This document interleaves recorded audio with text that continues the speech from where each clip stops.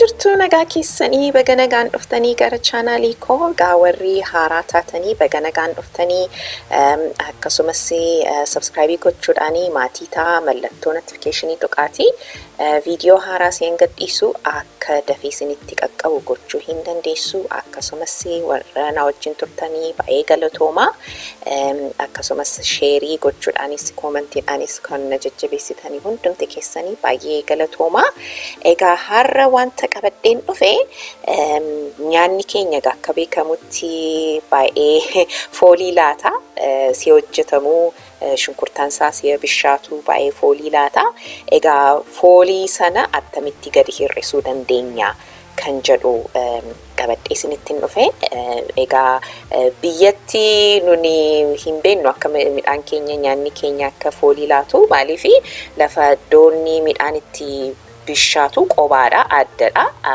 garuu biyya alaatti lafa iddoo midhaan toshamu saalooniin faa maaliif wajjin walitti jaajjee jiraanna dhaqee wayyaa keenya keessa faagalee baay'ee nama rakkisa kanaaf wanta akkasii qabadheen dhufe daa'umma kan dhageetti ijoolleen baay'ee rakkatu jedhanii biyya alaatti mana barumsaa seedamanii wayyaan isaanii dhaqee midhaan keenya foolii laatee ijoolleen itti kolfuu maqaayyuu baasuuf jechuu dhageera. Egaa ani kan hin godhu jalqaba midhaanii seen toshu jalqaba wantan godhu jaakettii boorsaa laaptaappii waan hundumaa goola nan gashaa goola kommoo balbala isaas nan cufaa maskootii isaas nan cufaa balbala duwwaa cufee maskootii yoo banaan dhiise karaa maskootii wanta na jalaa galuu fi lamaanuu make sure lamaanuu cufamuu qabaachuusaa nan ilaala akkasumas immoo wantan godhu lafa iddoo midhaan ittiin toshu maskootiis nan banaa balbalas nan banaa wanta qilleensa gashu hundumaa nan banaa because karaa lamaanuu qilleensi galeeti qilleensi sarkuleetii gochuu qaba lafa iddoo midhaan itti bisheessitanitti akkasumas immoo faanii nan banaa faaniin immoo akka qilleensi sarkuleetii godha kana hundumaa ergan godhee booddee maalan godhaa namni tokko shaamaa bobeessaa shaamaa ishee foolii gaarii laattu ishee bobeessaa namni tokko immoo viinigar yookiin achettoo bishaaniin danfisa ani garuu kan hin godhu akka argitanitti kunoo bishaan danfisaa bishaan kaayeraa biraddistiisaa afaansaa hin qadaadu akkasumatti banaaman dhiisaa maalattan naqaa qamamii shaayee itti naqeetanii wajjin akka danfuun godhaas keel qarafaa qarafuu kana hundumaatti naqeetii manni urgaa qamamii shaayee akka naafiduun godha jechuudha midhaan seen toshu yeroo hundumaa ittoofa seen toshu shunkurtaafa seen bisheessu isa jalqaba isa nan godha kunuuti akka argitanitti bishaan koo ibiddarra kaayee amma qamamiitti naqachuuf hin jedha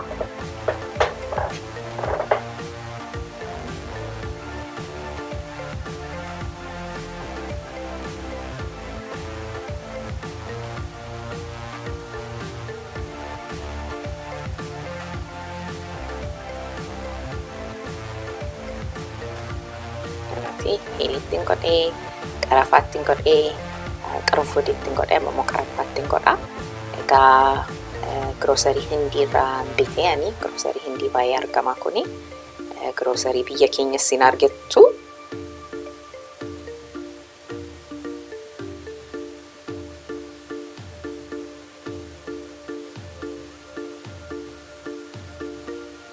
tole gamma shunkurtaa koo murmuree qopheessee fideera amma maalan godhaa biradistii koo ibiddarra nan kaa'a zayitii dura nan ho'isaa jechuudha egaa zayitii barbaaddan isin fayyadamuu hin dandeessu garuu kan isinitti himuun barbaadu zayitiin tokko ibidda danda'a zayitiin tokko ibidda hin danda'u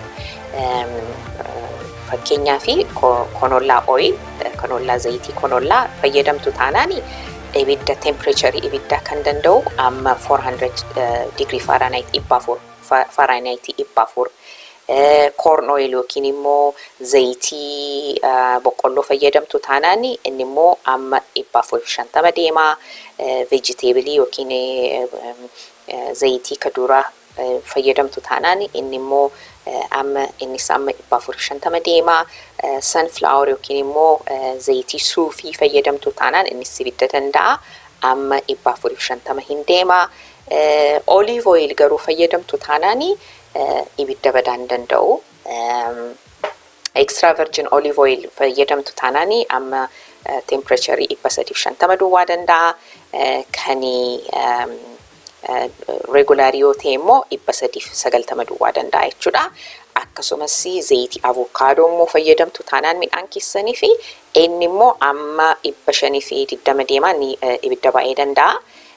Egaa kan isinitti himu jalqaba zayitii isaa hin ho'isna. Kanaafidha kan zayitii kan ibidda danda'anii kan ibidda hin dandeenye isa isinitti himaan jira. Amma zayitii kottan naqaa qadaadeetanii nan ho'isaaniitu shunkurtaatti hin dabaliin. Egaa of eeggachuu qabdu zayitii see ho'istanii gilaavii faa kaa'adhaa. Gilaaviin qabdanii taanaan immoo carqii faa harka keessan irratti maraa. Because zayitiin si'a ho'u oolu taala. Especially si'a qadaaddan immoo bishaan baasaa miti qadaaddiin isaa si'a inni itti coccobu oolu taalaana. Oolu taalee akka harka keessan isin hin gubne gilaavii kaa'adhaa. Gilaaviin qabdanii taanaan immoo carqii harka keessan irratti maradha. Egaa kuni warra biyya jirtanii yoo jiraatanii kan viidiyoo kana warra ilaaltanii isiniif isin fayyadaa. Kozaama jireenyi biyyaa geeddaramaa dhufeera. Kondominiyeemitti namni baay'ee galaa jira. Kondominiyeemiin immoo akkuma aanuun jiraannutti jiraattu. Maayinni lafa iddoo midhaan bisheessitanii waan hundumaa wajjin walitti jaajjee wanta jiruu fi egaa midhaan keenya baay'ee dhaqee wanta wayyaa keessan fa'aa keessa gala. Kanaaf isiniif isin fayyada jedhee nan abdadha. Kun amma akka argitanitti zayitiin koo danfeera. So termomeetirii isa midhaanii isaanii temperature isaa ilaalaan jira. Amma akka danfee zayitiin koo. Amma temperature isaa 44 ho'in isaa 44 ta'eera. Xinnoo ishee akka ho'u nan dhiisaanii.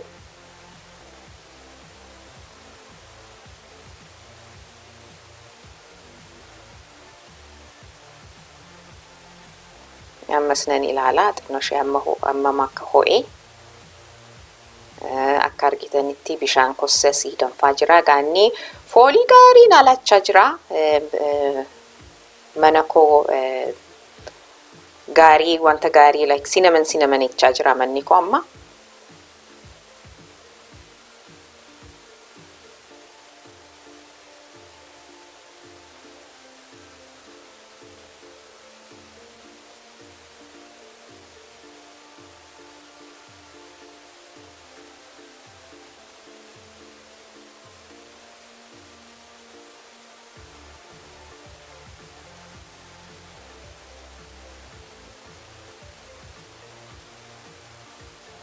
Gammana zayitiin kun amma ho'utti eegaan jira.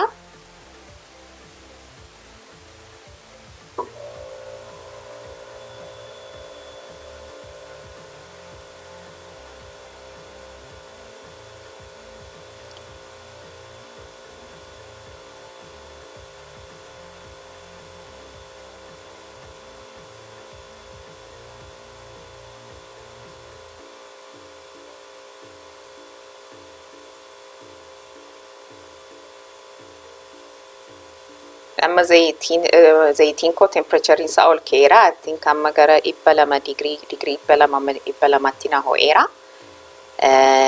Egaa amma maalan godhaa suuteedhee shunkurtaa kosa murmuree san qopheessee tan naqattan dabala.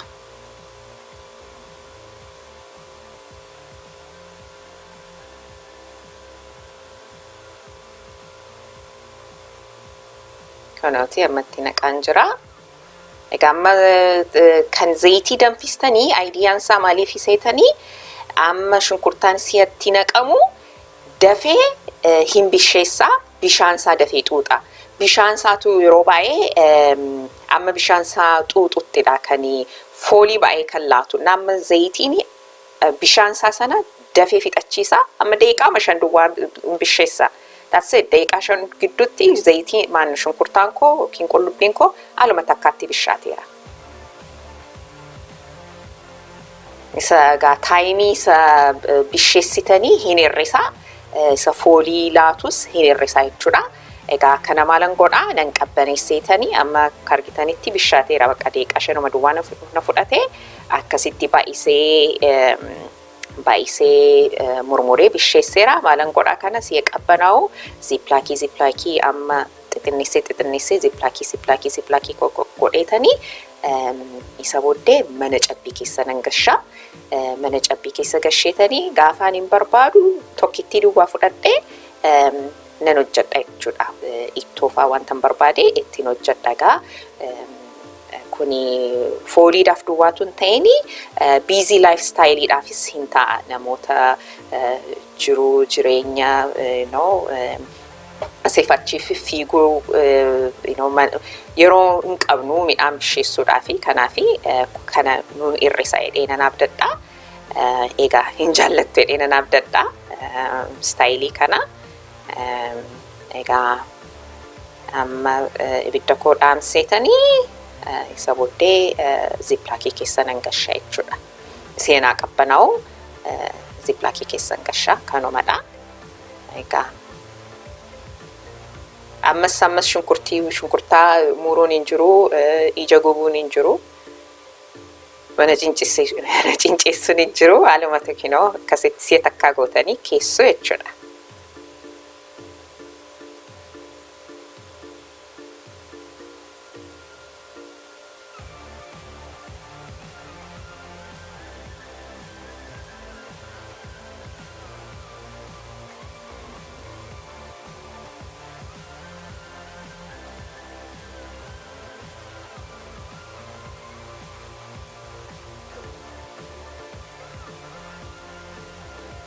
Egaa amma maal kanan godhu ergan dhaamsee booddee bishaan isa danfisu kana hin dhiisu akka bobeessuu isaa manumatti fuufaa bishaan si'a fixatutti dabalachaa akka manni koo foolii gaarii akka laatuun godha. Isa booddee maalan godha mana koo akkuma jirutti nan qulqulleessaa.